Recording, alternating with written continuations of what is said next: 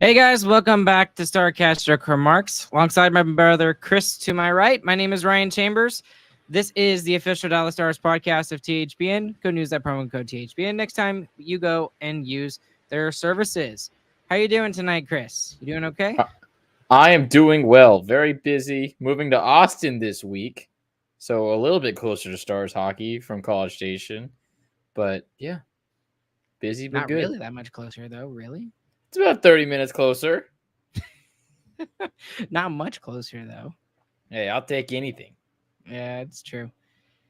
Did you have fun at the fireworks last night? The fireworks were great. Stuff blew up. When we're out in the boonies, they just blow up barrels of gasoline, so that's fun. That's why I absolutely love just small town fireworks. The big fireworks, they may get their big click booms and the 1,000-gram fireworks and stuff like that, but you don't see like mushroom clouds at big time, big town fireworks displays. We legit saw mushroom clouds. It was quite Little funny. ones, yeah. Well, anyways, you can see Chris is actually hanging out in James's bedroom. He's hanging out in Farmersville for the week. I was literally just there this morning, drove 6 hours home, and I love y'all so much. I'm still doing this podcast, and I'm exhausted. I think I've probably driven 48 hours. I'm not joking. Probably about 48 hours in this last week and a half. It has not been fun. It's been a lot. Yep. So I'm about to be doing that too. So I'm with you, brother. yeah, because you're going from. Are you going to College Station? No, you're going to Austin, and then you're going back to No, College Station. I'm going to College Station, then to Austin, then to College Station, then back to here, then back to College Station, then back to Austin, and then back to College Yeah, Station. and you're going to be in property of two different apartments for the next 3 weeks. So Yes. okay, Fun. well, let's get into it because I don't know how long I'm going to be able to last. I'm running off of like Monster Energy drinks. These things are terrible for you. But anyways, we've got a lot to talk about. We did a special episode with Josh and Sam from the Jake Ottinger Fan Club and Hockey Talk group. If you have not heard that episode, go and check that out first. Lots of good reaction on all of the signings we had. We've had a couple more signings since then, and they also reacted to the picks that the Dallas Stars made as well. And a couple of interesting names, including Aram Minuchin, who is kind of the surprise pick that they were both really excited about. Go and check their reaction as to why they were really excited about that. So, Yep. A lot of details on the draft picks too. Those guys dig deep. They do a lot of hard work, and man, they know their stuff. yep. So let's get into it. We've got all the free agent stuff that we're going to discuss here tonight. We're also going to take a look at some of the minute details around the NHL right now with all the signings going on. There's been a lot, and we'll kind of talk about where some of the Dallas Stars players, the big ones especially, went to. We did not re-sign, unfortunately. We'll talk about where they are, and we'll just kind of discuss anything else that comes up in the episode here tonight. So, first off, Chris, we're just going to go ahead and go through the big signings. Obviously, let's just talk about the major big one that nobody saw coming. I don't even think anybody had this on their bingo board here, but Matt Duchene, he signs with the Dallas Stars, just a 1-year deal. But the thing that gets me is the $3 million. He's making less than Roddick Fox. That is absolutely crazy to me, considering that he would come to Dallas. I didn't see this coming. What was your initial thoughts when you heard about Matt Duchene coming to the Dallas Stars? Yeah, I was fully shocked like you were. I did not think the Stars were going to make any kind of big moves, especially in the forward department. But I've been hearing a lot of talks that Joe Pavelski is really trying to pull people. Even Erik Karlsson was in talks with the Stars, saying that was the only team they want to get traded to and find any way to make a deal work there. Obviously, with his contract, not very likely to make that happen. But Joe Pavelski is pulling some people to Dallas, trying to get himself a cup, and he's decided to do it here. So that's some very good news for Stars fans for sure. Do you think it's crazy that he just signed for the 1 year for $3 million? I know he just got bought out by Nashville, but Dallas has had kind of a habit of going after these guys that get bought out. Obviously Ryan Suter being the most recent example of that. But do you think that Matt Duchene's kind of got anything to prove with this Dallas Stars team? Or do you think this is just giving his best opportunity to win a cup? Yeah, it's the second one. He's just trying to win a Stanley Cup any way that he can. He thinks this is a very good opportunity for him. With Suter, I don't think it was necessarily that way. He's trying to find the last team that he was going to play for. That's why the term mattered so much to him. Him getting the 4 years, he got to play, and it's going to be his last contract more than likely. But Duchene, he with the 1 year, $3 million. What that says to me is he's going to bounce around until he gets on a team that'll win him a cup. So hopefully we can prove it, and maybe not even prove that we're the team that can do it, but just do it next year. That would be great. So some of the other signings that are coming for the Dallas Stars as well was the signing of Craig Smith, which is a sneaky good signing by Jim Nill there. It's $1 million for Craig Smith for 1 year. And he'll be a UFA at that. Sam Steele, who I was actually very impressed with. He was on the Minnesota team when we played them in the playoffs in the first round this past year. And he signs for $850,000. Those were kind of I don't want to call them big names. They weren't really big names. But what did you think about either one of those signings for the Dallas Stars? I thought they were interesting. Kind of classic Jim Nill, trying to sign some solid NHL guys that we can maybe play, maybe not play them. They have very good advanced analytics on them, both offensively and defensively. They show to be better than the people that they play with and against on those fourth lines that they generally play on. But I don't know. I always am kind of against the depth signings for older veteran players when we have the opportunity to have younger players play like a Stankoven or a Bork. But maybe they know more than we do and that they're really not ready just yet. But yeah, I don't know. It's a tough call, especially when you don't know as much about Stankoven and Bork as the player development guys do. So let's talk about that, because that's something we actually discussed in our last episode with Josh and with Sam. Is when we heard that Matt Duchene got signed, our initial reaction was, okay, he's replacing Max Domi. 100%, he's the replacement for Max Domi. And I would even say he's an upgrade. What do you think about that particular thought process? He's definitely an upgrade as far as two ways goes. He's a better two-way player than Max Domi is. Max Domi is definitely a defensive liability at times. And we saw that his line with Sagan and Marchment got scored on a pretty decent amount, but they also scored a good amount of goals themselves. Duchene is going to be a much better two-way guy. He's going to be much more solid in the defensive zone, and he still has the offensive ability to him. He maybe just doesn't have the nastiness that Domi brought to us in the playoffs quite as much. I'm really excited for that whole aspect with Duchene coming to the Dallas Stars, because he had just another offensive threat that they didn't have with Domi leaving. And now it looks even better and probably even cheaper. Although I think Domi signed for 1 year, $3 million in Toronto as well. But I think if he had played his cards right, he probably could have gotten more than what he got with Toronto. But that's for another discussion. But here was the thought process with the forwards, Chris. I want to get your opinion on this. With all of these signings, we didn't really expect all the forward signings. We'll get to the defensive part in a second.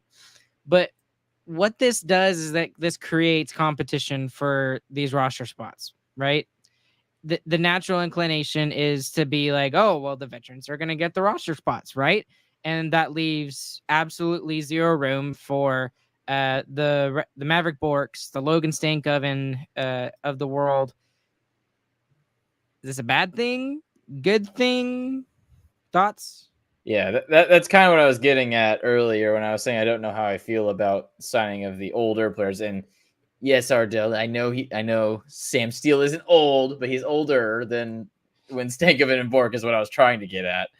He's an NHL guy, but I it's good to have competition, yes. I just think it's unfairly favors the guys who have already been there, and I just worry about having another Jack Campbell situation. I talk about this a lot, so I'm kind of over it, I guess. But to those who don't know about it, Jack Campbell was the goalie that the Stars had for a long time. That was talked about being the next starter after Marty Turco, and he was kind of kept in the minors too long, and then kind of just flopped, and we got nothing for him after years and years of hype on him. So that's kind of the worst case scenario of what can happen to a good prospect if you leave him in the minors for too long, in my opinion. I just don't think it's necessarily a bad thing, because here's the whole aspect with it. I think this team is probably ready to win now. I think, and when I listened to the end of year interviews with all the players and with Pete DeBoer specifically, Pete DeBoer said he had never had anybody like Wyatt Johnston in his entire career. Never had anybody like him come in and not just play really well as a teenager, but get better as the season went along. And he didn't just get better like offensively, which he did. He was given way more responsibilities as the season went on. You saw at the end of the year, he was starting to get penalty kill time. That is extremely rare for a player, especially a young player like that, and a rookie in the NHL that scores 24 goals. So I don't necessarily think it's a bad thing that we're out there and we got these players to kind of create some competition within the Stars roster system. That being said, I still believe that one of Logan or Maverick is going to make the opening night roster. I believe that. I think that will happen. Who that will be, that's really hard to say. But right now, I'm leaning more towards Logan, and maybe it's because I'm a little bit biased right now, since he did come on about a week ago. But I mean, what do you think, Chris? Do you think that with Duchesne coming in and the vets like Smith, and then some of the younger guys like Sam Steele coming in, do you think that kind of kicks them to the curb and says, hey, play top 6 minutes in the AHL? Yeah, it's hard to say because I feel like Stankoven's play style doesn't really fit for a fourth line player, and that's what he'd be doing. It would be probably Foxa, either Smith or Steele, and then one of either Maverick or Stankoven. And I don't know if that really fits either their play style, but who knows? Maybe you play that way just to get on the roster. So I'm not certain of it. I tend to agree with you because I don't think we're going to re-sign Dellandrea at this point. Even with, he is RFA, correct? So even with that, I don't know if there's the cap space there, and I don't think there's the willingness to trade anybody else on the roster really to keep him on just as a fourth line guy. No, I think you're underrating how much Dellandrea means to the team.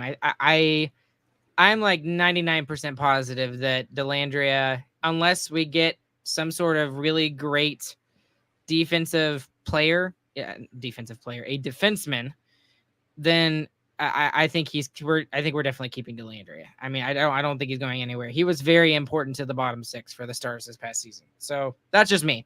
He's not going anywhere. If you're going to keep him, you got to make a trade because we already don't have a league minimum salary to give him. We're already at what, 500,000 to the cap, right? Yeah, but you also have to consider who is on the cap right now.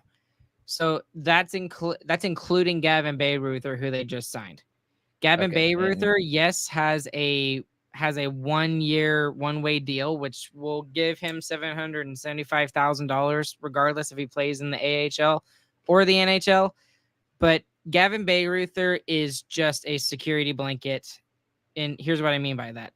He is going to play in the AHL the entire year, unless there's like significant injuries to the Dallas Stars decor this season. So that will be buried in the minors. That will not count against the Stars cap hit. So gotcha. Still with that only puts them at about 1.3 million. So I think you can get Dellandrea signed for 1.5, maybe even 2 million. And in that case, I could see maybe the Stars having to make a trade in order to be able to be cap compliant. But I'm sure that they always seem to find a way. There's ways to finagle around the cap. So I just don't know who you trade at that point. Then that's a hard question. It's because I'm pretty sure you're gonna have to make some kind of trade to get Dellandrea under the cap for what he's asking for. So I don't know. I don't know. That's a very good question. But since we got all of these players, let's go. I've got cap friendly up here actually. So let's go through. And these are not at all the right thing, but let's kind of discuss who we would have where in the lineup and what you want to see. So obviously we're not going to touch the top line, right? The Avengers line is going to stick together, or Pavs and Sons, or whatever you're talking about. But here's the question. Do you keep Jamie Benn on the same line with Wyatt Johnston and have Daddy continue to be on that line, or do you put Matt Duchene on that line? What do you think? I think you keep the same line together. I thought that was kind of half the reason why we kept Dodonov over Domi, because of how well that line worked together. So at least to start the season, you do that, and then only change it whenever you feel like it has to. So with that, you mean that would mean that Matt Duchene would play with Tyler Seguin and Mason Marchment? Yes.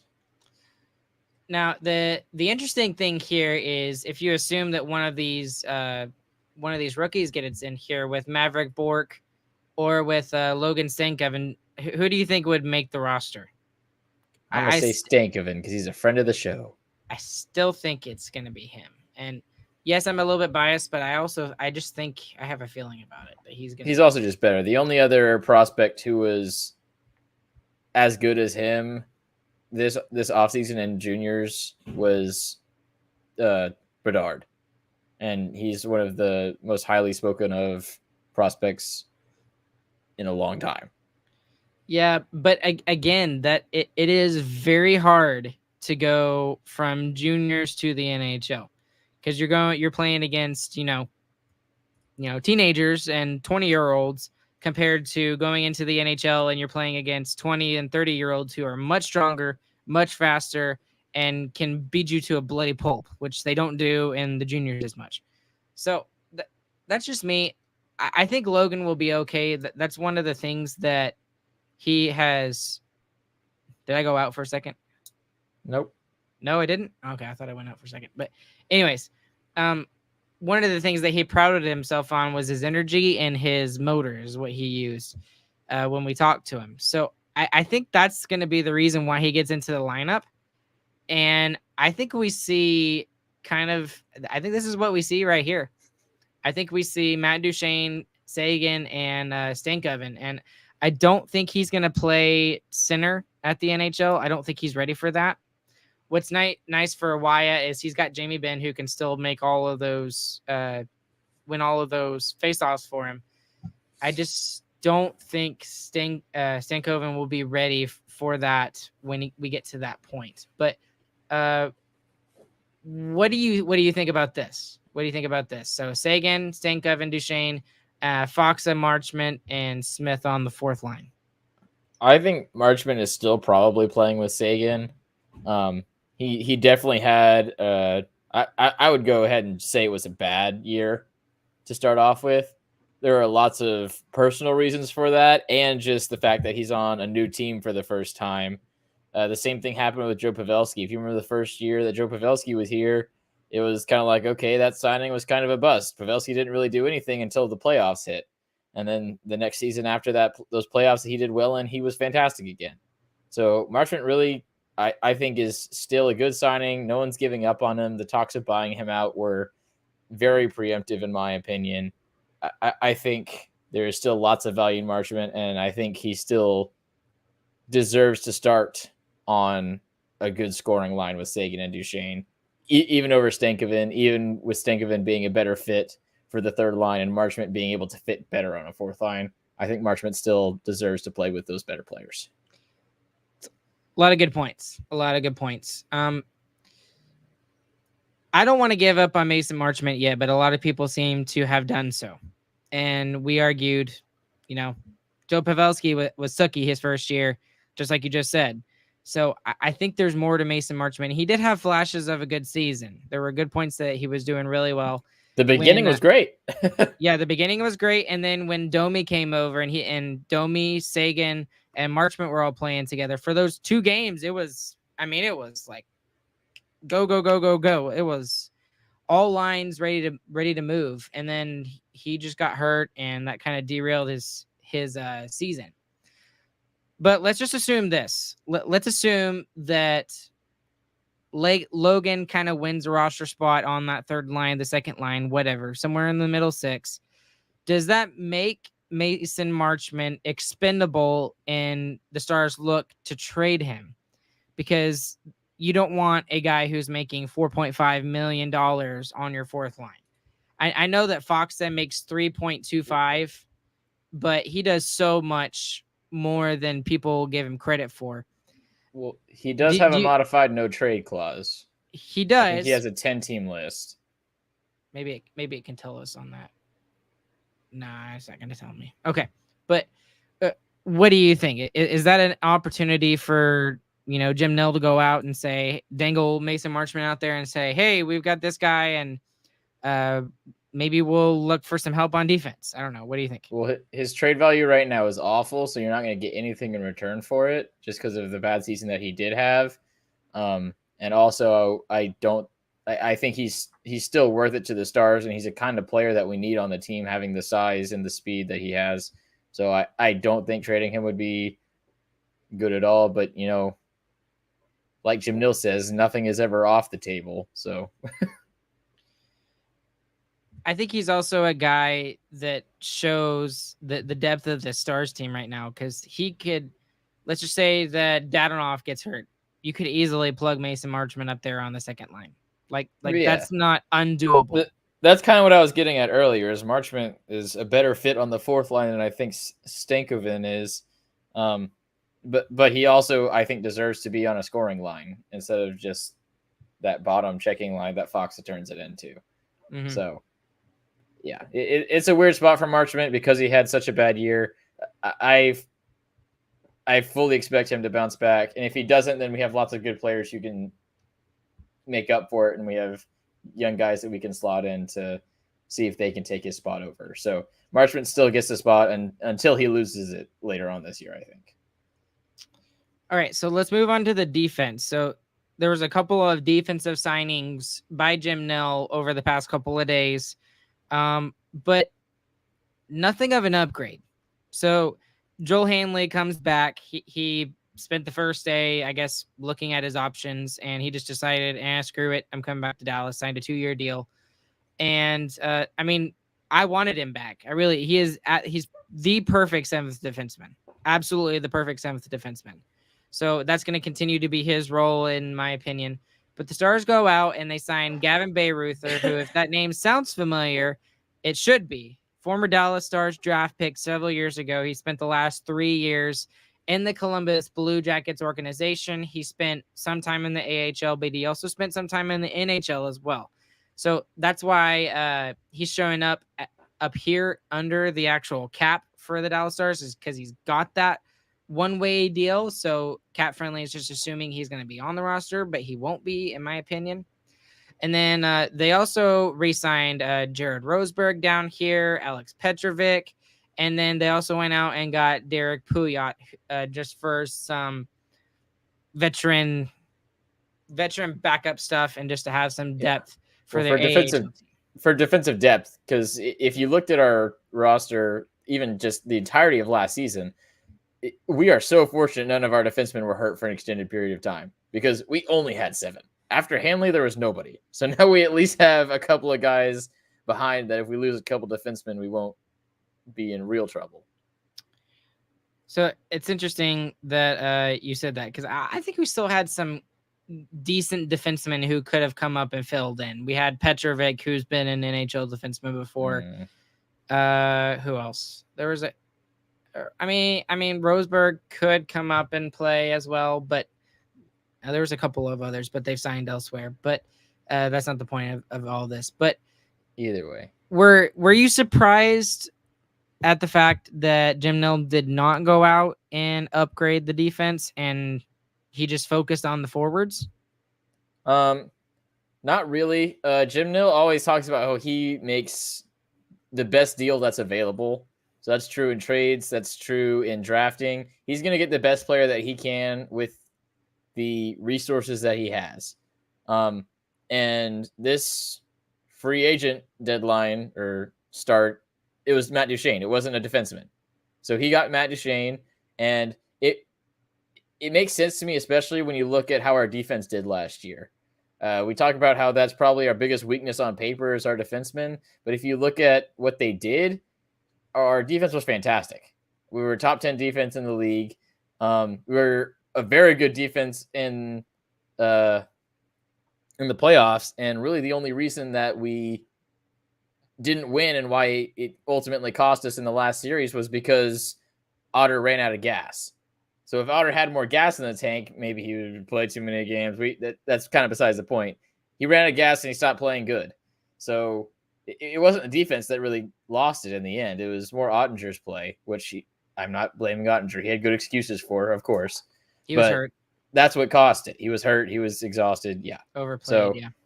Our defense played well, and it's going to get better. You look at Harley is going to be here the entire season. Lundqvist is going to be better. I mean, he's a young player. Like Jim Nill said, we traded a first-round draft pick for a player who's essentially a first-round draft pick last year. And he's still young, and he was getting better. He couldn't get trusted at the end of the season. I'm sure his conditioning is going to be better now, and he's going to get trusted a lot more, and I'm sure he's going to get better. So our defense is improving just because of who we already have. And if you look at it now, it's not terrible. I don't hate it. So let's go ahead and look at projection-wise what we would like to see. And I'll give you mine, and maybe you can make some changes to what you would like to see. But and then we'll talk about the Athletic article that Saad put out. It was a really good article. But here's what I would like to see, honestly, Chris. I would like to see this. I would like to see Lundqvist play with Miro Heiskanen. One that gives a little bit more responsibility to Lundqvist, and Miro gets to play on his strong side. And for the other reasons, I'll do in a show in a second as to why I want him up there. The reason why I am very, very eerie about him playing on the top line, or top pairing, is he lost out his spot to Colin Miller, to Joel Hanley, to Harley when Harley came up the last 6 games of the season. So I think this is arguably the biggest question of the entire team, in my opinion, because Nils Lundqvist will make or break the defense, in my opinion. And if he's not ready to really take that step, which, yes, he had a good season and he had a good rookie season. Not everybody is like Thomas Harley or Miro Heiskanen and comes in and is just immediately good. Harley wasn't even good when he first came up here. But is he going to be able to take that step?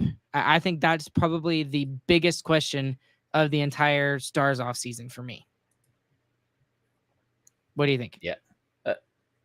I agree. He's definitely a really important part because if what happened last year happens this year, the guy that we have to replace Lundqvist again is Hanley. It's not Harley from the AHL. Or maybe it's Bayreuther who has seen lots of improvement. But either way, we don't have as solid of a trap card in our back pocket to play at the end of the season this year. So I agree. If our defense is going to be good, Lundqvist has to be very good. I don't see him improving so much that he's on the top pair.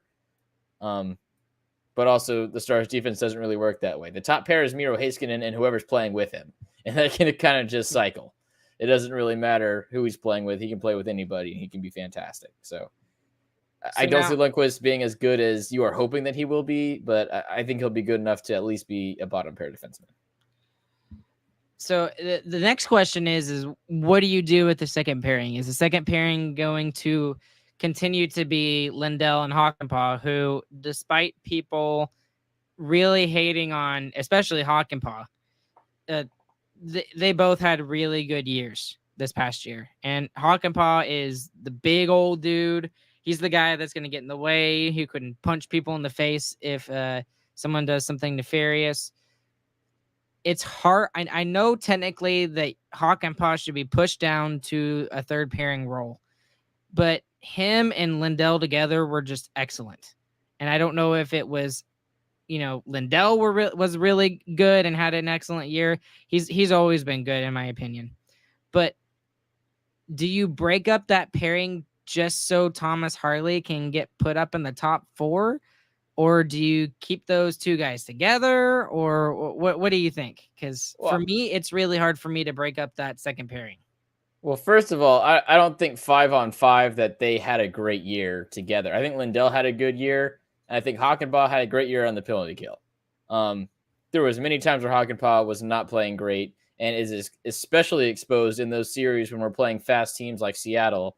He cannot keep up with the speed that those kinds of teams have. So I think Hakanpää is definitely a weak spot, especially on those quicker teams.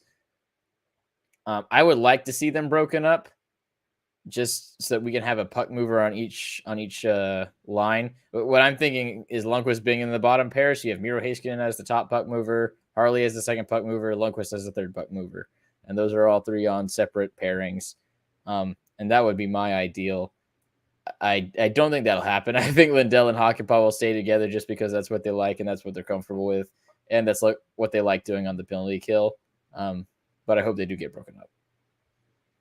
Okay, so who would play with who then if that's what you do? If you put Miro on one pairing, Harley on another, Lundqvist on another, because that's where things get kind of a little confusing, right? Because I guess.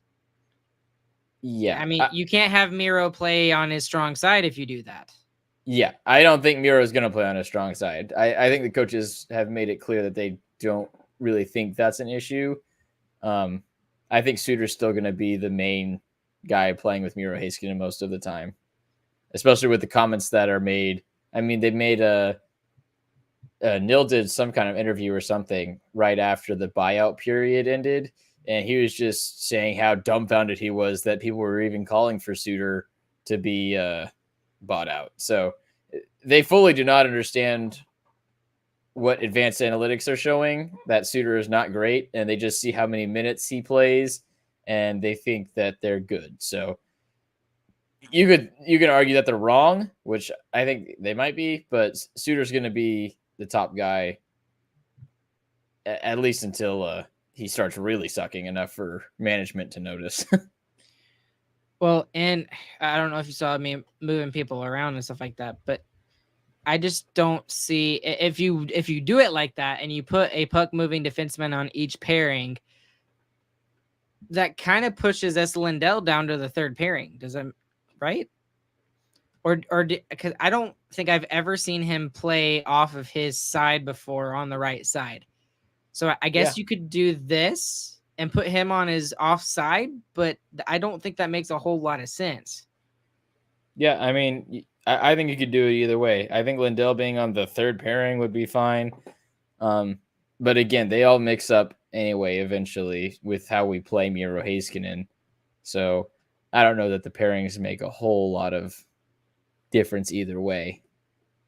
Well, we saw from this past year that Pete DeBoer likes to be very consistent with his pairings. He doesn't like, even when we're doing really bad or we're going through a rough part, he doesn't like to pull people apart as much. And in the lineups, that's true, but in the games, that's definitely not true. Miro Heiskanen plays with every single defenseman every single game. I don't think that's true. That is true. Did we see? We'll have to move on from that. Did we see that he played with different people? Yes, we definitely there were times that Harley was out there when they had an offensive draw. There were times that even Lundqvist, when he wasn't playing with Miro according to the projected lineup.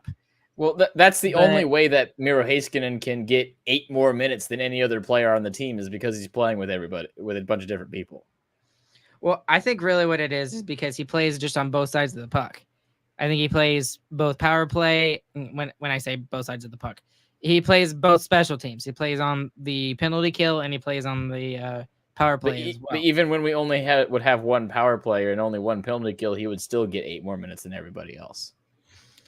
Now that's another question that I guess we need to talk about as well is can this team still be successful with him playing that many minutes? Not that there's no question that he absolutely can do that. But can he be more effective if you lessen his minutes? Just like we saw with Jamie Benn this past season. They lessened his minutes. He played with Wyatt Johnston. He's a 30-goal scorer again. The reason why I'm asking this is because when we look at the Vegas Golden Knights, and I know no one wants to do it, but you have to acknowledge they're the Stanley Cup champions. So you have to look at them, and they're like the model for success right now.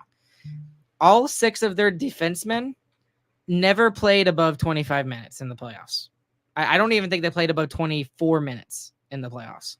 And it was such an area of weakness for the Dallas Stars that Miro Heiskanen was on a regular basis playing 28 plus minutes a night. And again, I'm not saying that he can't. He absolutely can, and he's just as effective doing that.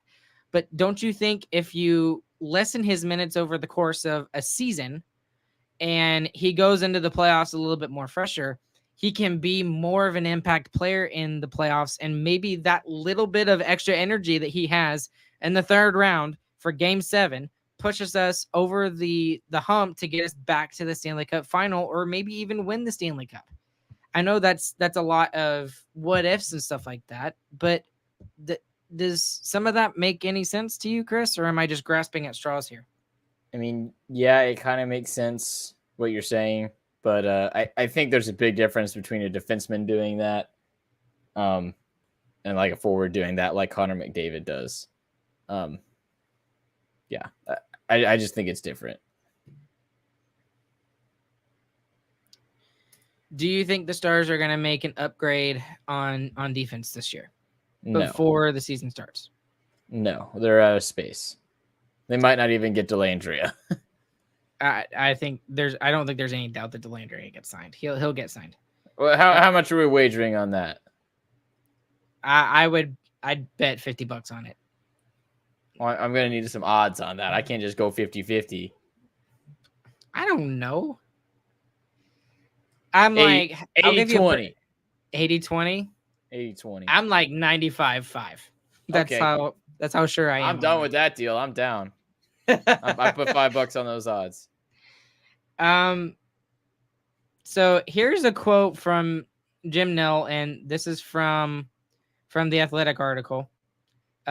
When Stars general manager Jim Nill was asked about his outlook on the defenseman group in his season-ending press conference weeks before free agency, he read off the Stars' statistical finishes in areas, including 3rd in NHL in goals against per game and 3rd on the penalty kill. And that was what I was referencing earlier in the pod. Here's straight from Jim Nill. Something went right. Something was good. Now, I think we're going to be even better. I think Thomas Harley wasn't here to start the year. He's now joined the group. Nils Lundkvist, I think, is going to be a better player. Let's go from there. Now, does this mean I'm just going to sit back and not do anything? We're looking to get better all the time. If there's something out there that makes sense for us, is it a signing? Is it a trade? We've got to figure that out. So I guess he leaves the door open to saying, no, he's not gonna not trade for somebody if it makes sense for the Stars. But it sounds like he's perfectly fine standing pat with what he's got, and he's just relying on 2 young guys, especially Nils Lundkvist, in my opinion, because I think we can rely on Harley at this point. Harley is a top 4 defenseman. I think he's proven it in the playoffs. He only got better as the playoffs went on. Lundkvist is the key for me. So I think he's banking on both of those guys getting better. So I don't think we see a move, even though some still seem to believe that an Erik Karlsson's trade might be on the horizon for the Stars. Yeah, I just don't see any way of that working without some crazy overhauls and some crazy trades. I mean, I didn't see Matt Duchene signing happening, so maybe. But I think we're happy where our defense is at. Like I said, I'm going to wrap this up with what I said to start it. Our defense was top 10 last year. We had a great defensive year as a team. So that doesn't happen if your blue line is awful. I wouldn't say that we have one of the best blue lines, but our blue line is good. We have a good enough blue line to have a top 10 defense. I don't think you can look at that and say that's going to keep us from winning a cup 100%. Because if our goalie was playing to his capabilities in those playoffs, we would have been the best team there. But how often did we complain, especially about Suter and Hakanpää? How often did we complain about one of those guys really having a really bad play? They're either out of position or had a really bad turnover. Imagine if that's literally what's keeping us back right now. It's not. I don't think it's the forward group, and I don't think it's the goaltending. I think Ottinger will be better, and I think he will be more conditioned, and he understands now how to get through an entire 82 game season where he's playing 60 plus games. But that's why I go back to this. I think Nils Lundkvist is really the key. Harley will be good. I don't have any doubt in my mind that he will be good. Nils Lundkvist has to take that next step, and he has to at least be able to be relied upon to be in the top 6. And if he's not good enough to be in the top 6, then we're in a lot of trouble, because then we're looking. If he's not in the top 6, then we're in trouble. Then we have Hanley in the top 6, and that's bad. And that's what I'm saying about the depth of the blue line. We don't have that. We've got Gavin Bayreuther, but he's not. We have guys that can play, not guys that are up to caliber. Exactly. That's exactly the point. We're not looking at being a playoff team anymore. We're not looking at being a playoff contender anymore. This team was one step away from making the Stanley Cup final. I mean, that's really what it is, and that's why our expectation level is up to here. Any other year, if we were just trying to get into the playoffs as a wild card team or something like that, I wouldn't have any. I can't think of the right word right now. Qualms. That's a good word. That's a very good word. I wouldn't have any qualms about Nils Lundkvist being in the top 6 for the Stars. I wouldn't. I would just be like, okay, he's going to make mistakes. He's a young guy, whatever. He'll figure it out. Those little mistakes can really cost us, and they can really cost us in the playoffs, especially. So, I know I keep talking circles around it, but he is so key. He is absolutely key. They're definitely the biggest weakness. I mean, we have the forward depth now. You always like about the third line that we have. Our third line is crazy. It's Seguin, Marchment, and Duchesne. That's disgusting as a third line. The worst thing that we have is our decor. If we can't make a move, we should. But I agree. If Lundkvist plays well, we are one of the best teams in the league. That's a big if, though. So here's the interesting part, Chris, because this kind of lines up with what you were just talking about. I didn't even know this. I hadn't even read that part of the article. This is straight from Saad. At this current juncture, here's a look at what the Stars' plans would look like with their defensemen. Suter on the left side, Heiskanen on the right side, pairing 1. Hurley on the left, Hakanpää on the right, pairing 2. Lindell on the third pairing on the left, Lundkvist on the right. So I think that's really interesting. So that's kind of exactly what you said. And then Hanley, obviously, as the 7th defenseman. But I am so smart. You are so smart, Chris. You are so smart. I just think it's crazy that Lindell would be a third pairing defenseman. Well, and I guess the better way to look at it would be kind of like how we look at the second and third line. There's not really a third line. There's a 2A and a 2B. It's just we start looking at that with our defensive pairings. We have a 2A and a 2B. It's Miro and everybody else is what it is. That's also true. That's also fair. So yeah. What else? Any other signings that we're talking about? Not at this point, but I guess I don't know if we actually talked about it with you. Did we get your thoughts on if you think that we should go after Erik Karlsson? I don't know. I don't think so. I don't think I've gotten to speculate about that yet. I don't think you've gotten to speculate about that. So give us your speculation, because quick speculation, because we don't need all the time. We almost filled the time. But yeah, so don't worry about trade. Don't worry about the trade part, because I know the trade part would be stupid. Let's just say that you could have Erik Karlsson for free. Would you take him? Yes. I would too. Because one, I think he would be an excellent person to play with Miro Heiskanen. I think that would be fun to see him and Karlsson on the top pairing. That would be so much fun. Plus, Karlsson's right-handed.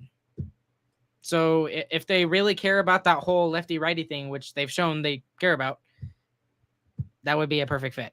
Plus, he scored 100 points. So anyone who scores 100 points is probably pretty good, huh? I don't think he's gonna do it again. But Hey. yeah, I'd be happy with even 60 from Carlson. So now back to reality. I don't think there's any way we get him though. So, yeah, there's no way. At this point, especially after free agency, there's not a chance that I think we get him. Right. Now that we've said that, we're gonna wake up tomorrow morning and he's gonna be a member of the Dallas Stars. So, okay. Anyway, what were you gonna say? On to the Who Cares segment. Go for it. You want to introduce it since it was your idea? Yes, the Who Cares segment tonight is probably one of the greatest foods that man has ever invented. We are doing sandwiches. Top 3 sandwiches of all time. Your top 3. And we'll start with you, Ryan, at number 3 sandwich ever. My number 3 is just the classic grilled cheese sandwich. There's so much ways you can make a grilled cheese sandwich. You can change the bread. You can do like classic wheat, or you can go with white, or you can be even crazier and be the health nut and go 100% whole wheat. Although I think that's stupid. Yeah, I agree. White bread all the way. But not only can you change up the bread, but you can also change up all the different kinds of cheeses you put in it. Have you ever tried provolone and cheddar together? It is heaven. Oh, and by the way, I always do 2 slices of cheese and a grilled cheese. If you just do one, you're a college student or you're really poor. So that's a college student. Not anymore. Speaking of college student, my number 3 is peanut butter and jelly because it's cheap. Peanut butter is good. And yeah, that's what I ate probably every other day for the past 4 years. Peanut butter and jelly. Boom. Number 3, a classic.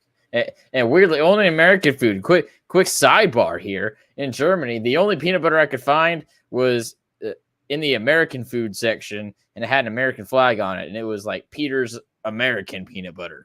Very strange. Didn't know that was that American, but it is. Right, number 2. I actually didn't know that. Is jelly a thing over there? Oh yeah, that jelly and jam. They put that on their crumpets and stuff. Yeah. Oh, okay. I guess that's true. I didn't think about that. Well, okay. My number 2 is very specific. It's from a restaurant.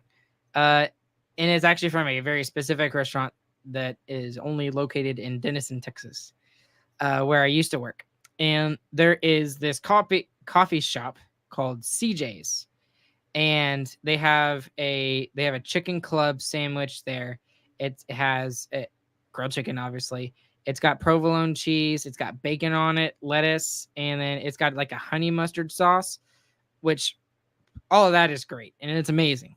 But dude, the bread that comes with it, I would die on my deathbed saying that is the best bread I've ever had. It's from CJ's Coffee Shop. So my number 2 is the chicken club sandwich from CJ's Coffee Shop, mostly just because of the bread. It's amazing. Chicken club, that is so fantastic. Very adventurous from you, Ryan. My number 2 is going to be the Philly cheesesteak. It's great. It's really stretching what a sandwich is, even I'd say, when you put a steak on it. It's not really a sandwich. That's expensive, but man, it is so good. When you're in Texas, you can't get very many cheesesteak places. So the one I normally end up getting is the one from Jersey Mike's, which is great. I love Jersey Mike's. And then you get it with extra peppers and onions. That's a good time. Philly cheesesteak. Ryan, your favorite sandwich? Sorry, really quick side tangent. Do you like, oh my gosh, Jimmy John's? Do you like Jimmy John's? Jimmy John's is okay. It is better than Subway. I can't stand Jimmy John's. It's like, especially in college, their prices were ridiculous. It's like $13 for a stinking sandwich. Well, yeah, Jersey Mike's is pretty expensive too. Not that expensive, but if you get a cheesesteak, it's going to be like $10. Well, yeah, but that's a cheesesteak because there's so much. I understand that because there's so much stuff on it, right? Yeah. Sean, you get a big kahuna. Man, that's adventurous. Sorry.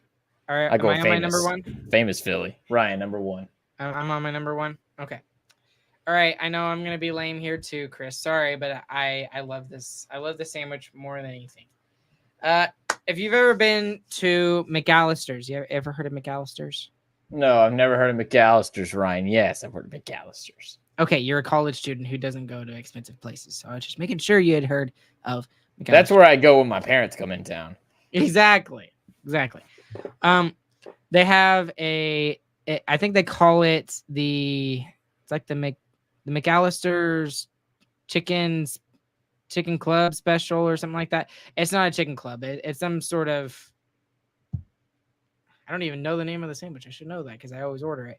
But anyways, it's got a lot of the same stuff on it, but they've got like 2 or 3 different kinds of like sauces on this one sandwich, and I absolutely adore the sandwich. And it's not even a question. Like every time I go to McAllister's, it's always that same sandwich. I never go and like broaden my horizons. I'm just like, no, I'm stuck in my ways. I'm almost 30 now, so I have to stick with that one sandwich and just stay with it. So it's the I'll look it up here in a second. Chris, what's your number 1? Great storytelling, Ryan. I followed that fully and completely. Thank you very much. I know. It's terrible. It was absolutely terrible. I'll figure it out. Go. Number 1. My number 1 is the classic Italian sub, wherever it is, any sandwich shop. Subway, Jersey Mike's, Firehouse. If I'm rushed at the ordering line and I'm not feeling very adventurous, I'm getting the Italian, and I'm going to be a happy boy. I also very much do enjoy the Subway version with the BMT, putting the ham on the Italian, on the hard salami and pepperoni. That's good stuff. I even make the Italian sandwiches for myself in the comfort of my own home. That's how much I love the spicy Italian. So yeah, cured meat's good. We all good. Good day, Ryan. What was the name of the sandwich? Did you find it? The Grilled Chicken Club. It's another. Ryan has 2 chicken clubs on his list. Are you kidding me? It's from 2 different restaurants. Okay, they are different sandwiches. Okay, so like, yikes. So like this one has got it's also got 3 like pieces of bread. Huh? It has 3 pieces of bread. Yeah. You got one in the center, one on top, one on the bottom, and you got the chicken on the bottom and the cheese, and then you got all the extra stuff on top, like all the. Although sometimes I get it with the tomatoes and sometimes I get it without, but it's got the bacon, the lettuce, the spinach. It's really good. Really, really, really, really. Ryan, I've got to say, I'm sorry. No, I'm not. This is gonna sound really hurtful, but that was one of the worst lists you've ever made. We just did best sandwiches, and you chose 2 chicken clubs and a grilled cheese. Are you kidding me? Yeah. Well, maybe I just need to start coming up with the Who Cares segment, so maybe I can actually win one of these one day. Well, we're about 3 months ahead on the Who Cares segment, so you're gonna have to wait 3 months to make one. Yeah, that's true. Okay. Anything else? No, your sandwiches suck. Go and check out sarcasticremarks.com. Chris, I hate you. Thank you to DraftKings Sportsbook once again for being our sponsor of this episode. I don't think I mentioned them at the beginning. We really do appreciate them.